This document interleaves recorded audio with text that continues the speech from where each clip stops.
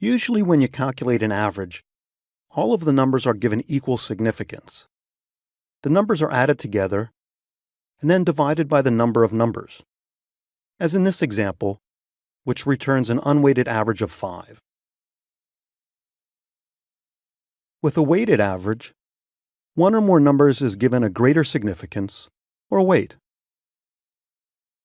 In this example, the midterm and final exams have a greater weight than tests 1 and 2. We'll use the sum product and sum functions to determine the weighted average.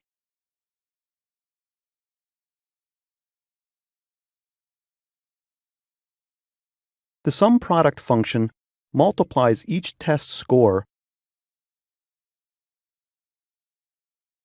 by its weight,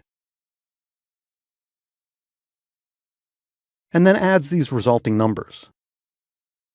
We then divide the outcome of sum product by the sum of the weights.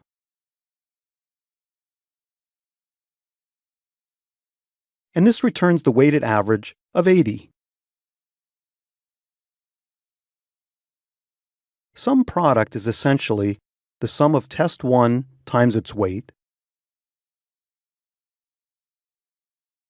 plus the midterm times its weight, and so on. To get the weighted average, you divide by the total of the weights.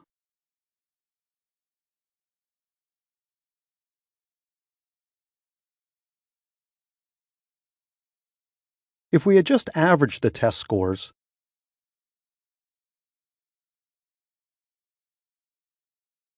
the value would be 75.5, a significant difference.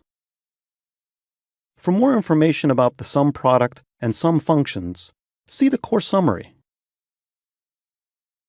Now you've got a pretty good idea about how to average numbers in Excel.